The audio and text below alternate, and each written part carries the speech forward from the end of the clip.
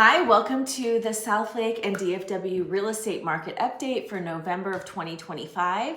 Keep in mind that this data runs through the end of October, so October 31st. And there's some really important trends and a huge lending change that you must know about that's going to impact a lot of buyers. By the way, I'm Angela Arquilla, realtor here in the DFW Metroplex. I'm with RE/MAX in Southlake. If you're relocating, buying, or selling, or looking to move into the Carroll ISD district or anywhere across the Metroplex, really, love to help you map out your next step. Let's jump in.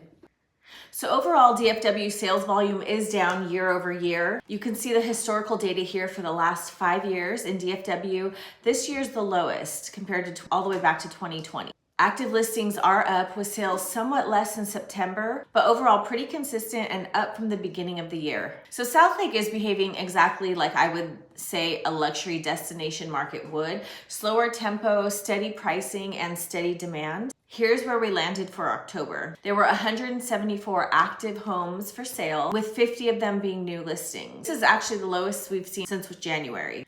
Now the median list price is showing $1,225,000, which is up year over year, but down slightly month over month. Again, up compared to 2024. The average days to sell is about 59 days. Last year at that time, it was 46. So it definitely feels like a slower market because it is. This time last year was about 46 days. So it's definitely feeling like a slower market. So sellers, keep this in mind when you're planning your timeline and trying to figure out when you want to come on the market. A really important number for you to know is the list to sold price. It's about 95% for October. The big thing to understand is that even though the days on market are longer, homes are holding their value. In fact, they're up from 2020. This market typically doesn't respond to fear. It's driven by the school district and lifestyle, which hasn't softened at all. So if we zoom out and look at Keller, Grapevine, Trophy Club, Westlake, and Colleyville prices are down from September, but on par for year over year. Keller is median close price is way down for the month of October, with the list to sold price being 97%, 34 days on market. Sellers, you want to keep that in mind for your timeline. Westlake, median sold price was $8.3 million. There was 51 total homes for sale, with just 3 closed. So the average days on market in Westlake are much higher. They're about 217 days on market, with a list to sell price at 83%. This is on par for a luxury market. It always takes longer days to sell the bigger estates. Now, Grapevine average sold price is $492,500, which is consistent from the month before. The days on market are up from September at 36 days on the market selling, and they're selling at about 96% of their asking price. So still very steady. Sellers are getting what they want, but keep those timelines in mind if you're thinking about selling. So inventory has normalized. Last fall, we were still seeing the effects of low inventory, but this year is much more balanced. The feel of the market really matches the numbers perfectly. Buyers feel like they can take their time. Sellers feel like everything is taking longer. Honestly, both are true in this moment. Now for big headlines, a huge Fannie Mae change has come.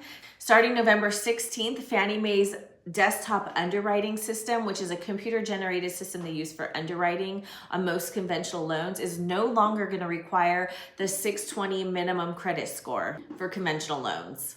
Coming from a background in mortgage, this is a massive shift. So historically, FHA minimum score was about 580, conventional was about 620. But now there'll be no minimum credit score for that DU approval.